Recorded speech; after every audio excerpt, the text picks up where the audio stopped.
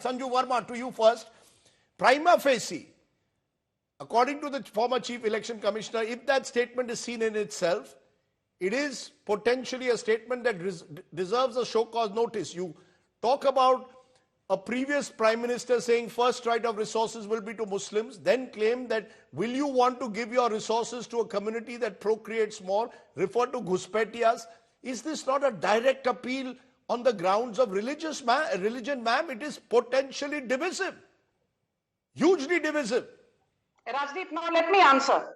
You know, this is a very sensitive and a very emotive issue, and I think we need to be very cautious when we are talking. Now, this is purely an example. If I on Rajdeep Sardesai's show, I say, Rajdeep Sardesai, you are Hindu-phobic.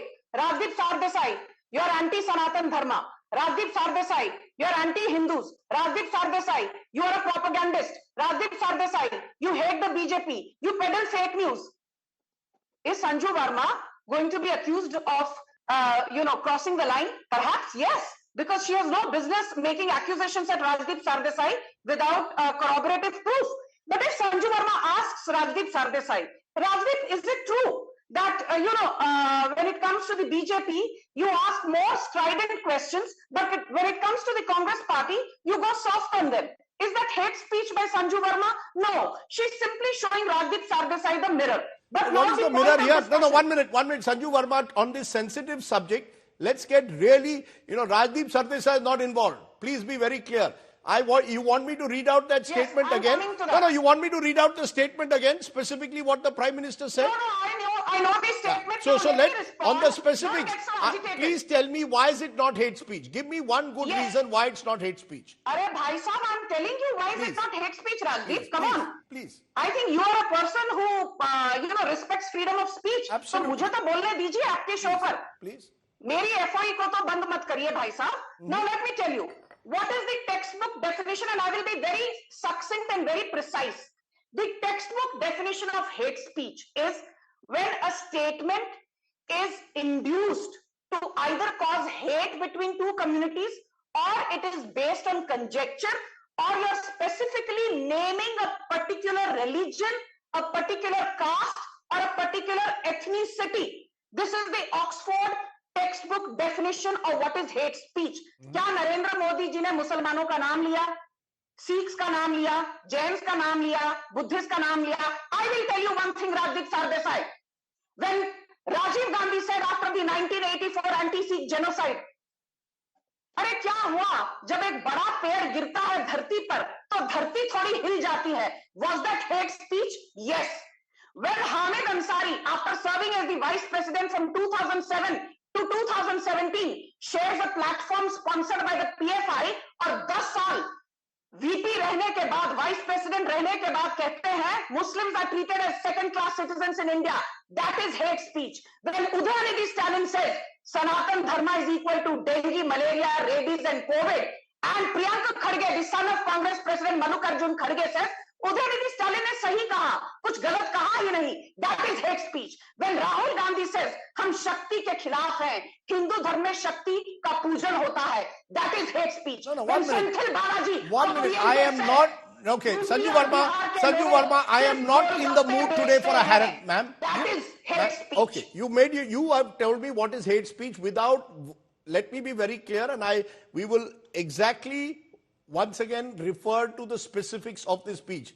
There was a certain reference to Muslims. Why do you think don't beat around the bush anymore. Madam, please put on voice. There was a specific, the audience must know exactly what was said. It's a sensitive issue and therefore we must be sensitive. The word Muslim was used. So let's not beat around the bush. It was specifically referred to that the then Prime Minister Manmohan Singh had said in his in a speech that Muslims have a first claim on resources. The context of that was not given and we will give that context in a moment. And that's where I want to turn to what Manmohan Singh had said then. Just listen into the Prime Minister, because you can clip a speech, whether it's of Prime Minister Modi or former Prime Minister Manmohan Singh. Listen into what Manmohan Singh had said then. I believe our collective priorities are clear.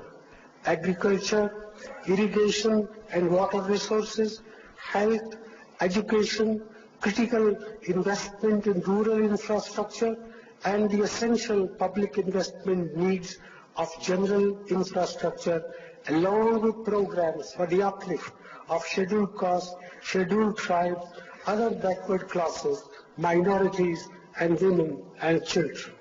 The component plans for scheduled castes and scheduled tribes will need to be revitalized. We will have to devise innovative plans to ensure that minorities, particularly the Muslim minority, are empowered to share equitably in the fruits of development. They must have the first claim on our resources.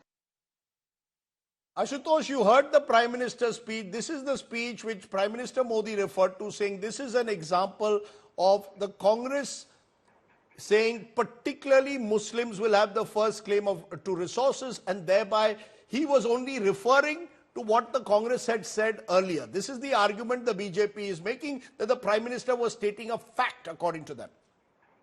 Prime Minister is stating a fact, but what Prime Minister is saying, if that is not hate speech, then what is hate speech? The fact of the matter is that why Prime Minister is quoting the ex-Prime Minister after 18 years. That's the crux of the issue. The Prime Minister is quoting after 18 years Manmohan Singh for the simple reason because the Prime Minister and the BJP and the Sangh Parivar today is nervous. Because the first phase election has clearly shown that there is an indifference in the voters, there is a drop in the voting percentage, and there is no enthusiasm for the Prime Minister and the BJP and the regime itself. You had gone to the Rajasthan and the Western UP and go anywhere. There is a sudden drop. So Prime Minister knows that his developmental model is not working. People are not enthused because there is a strong anti-incumbency. You see any survey, any field report, the corruption is high. Could Prime Minister Manmohan Singh have avoided saying first claim of resources? He could have said equal claim. By saying first claim, you gave the BJP an opportunity in a way to say, look, the Congress wanted to appease minorities.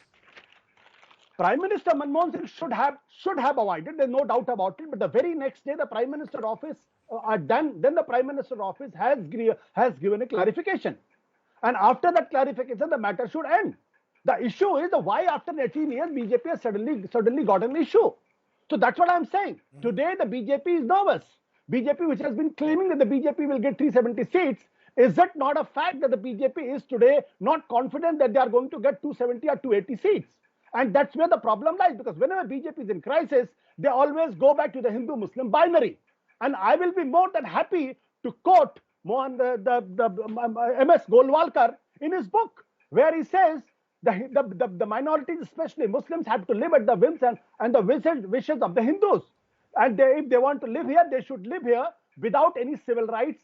And you're also quoting something of 50 years ago of Golwalkar. You see, just as you're claiming Prime Minister Modi is quoting Manmohan Singh from 18 years ago, you're going to quote Golwalkar from 50 years ago. Rajdeep, the Golwalkar has never issued a clarification on what he said and what he wrote. The BJP, after many years, had disowned. The fact of the matter is, I'm talking about the BJP and its ideology. The ideology is the same. The Deen Dayal Upadhyaya repeats almost the same thing. And every BJP member of parliament here and there has been saying the similar things. Do you look at what the Hyderabad member of parliament, the BJP is doing over there? So it's nothing new. The issue is, if the BJP is honest, they should come out openly and say, yes, we are anti-Muslims. But has BJP ever taken a stand that they have demolished Babri Masjid? No, they have not. That's why I call this the dishonesty of the conviction, and this is the dishonesty being not true to your ideology when you can't publicly own your ideology.